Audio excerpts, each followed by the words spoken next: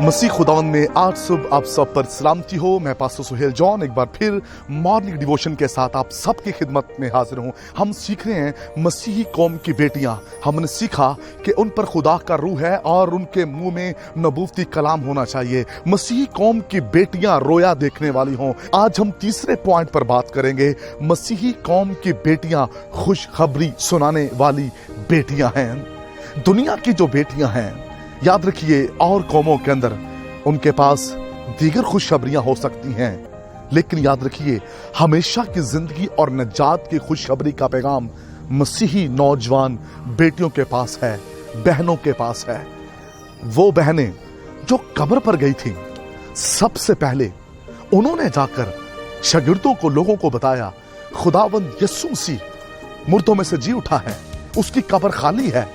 मसीही बेटी कि ये रिस्पॉन्सिबिलिटी है, ये जिम्मेदारी है कि वो खुशखबरी दे हर एक उस बहन को जो उसके साथ है, हर एक वो बेटी जो उसके साथ टाइम स्पेंड कर रही है, वो उसे खुशखबरी दे, उसे बताए यीशु जिंदा है और यीशु उसके लिए मसलूब हुआ, यीशु उसके लिए सलीब पर चढ़ गया।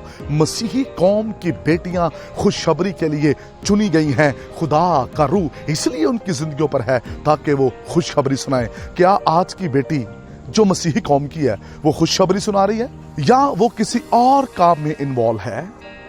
क्या वो खुशखबरी सुना रही है या वो ऐप जोई कर रही है?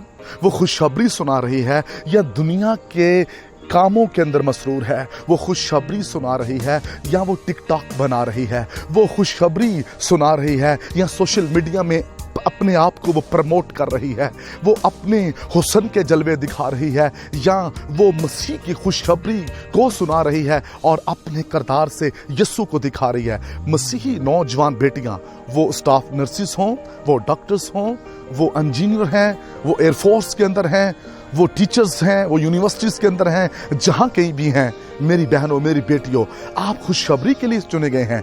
आप बुरे कामों के लिए नहीं चुने गए, क्योंकि खुदा का रूह आप पर है। आपके लिए मसीह मसलूब हुआ है, आप उसके खून से धुली हुई हैं और आप खुशखबरी के लिए मुकर्रर हैं। आप पर ये फर्ज है कि आप खुशखबरी के सबब से दूसरी कौम की बेटियों को जीतें। जब आप यूनिवर्सिटी में जाते हैं, जो स्टाफ नर्सेज हैं, जब आप हॉस्पिटल्स में जाते हैं, जो जॉब्स करती हैं, जब आप उन जगहों पर जाते, ऑफिस के अंदर जाती हैं, तो फिर आप खुशखबरी के सबब से दूसरों को मोटिवेट कर सकते हैं, उन्हें मसीह की सलीब के पास ला सकते हैं, आप उन्हें तब्दील कर सकते हैं, क्योंकि आप इस बात के लिए मुकर्रर हुई हैं।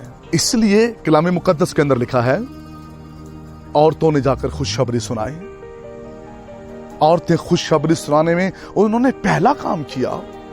क्या आज की औरत, आज की बेटी, क्या वो खुशखबरी सुना रही है? क्या मोबाइल पर वो खुशखबरी सुनाती है या अपने रिलेशन कायम करती है? वो मोबाइल को किस मकसद के लिए इस्तेमाल करती है? मसीही नौजवान बेटी, औरत, वो मोबाइल को भी खुशखबरी के लिए इस्तेमाल करती है। वो अपने हर काम में मसीह यीशु को शामिल करती है और वो अपने किरदार से लोगों को यीशु की सलीब के पास लाती है। आइए नौजवान बेटियों, आज की सुबह आपके किरदार, आपकी गुफ्तगू से खुशखबरी नजर आए।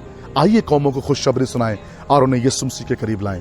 खुदा इस कलाम के वसीला से आपको बरकत दे। मेहरबान बुजुर्ग आसमानी बाप, मिन्नत है कलाम सुनने वाली और सुनाने वाली बेटियां बरकत पाएं, यीशु नाम में।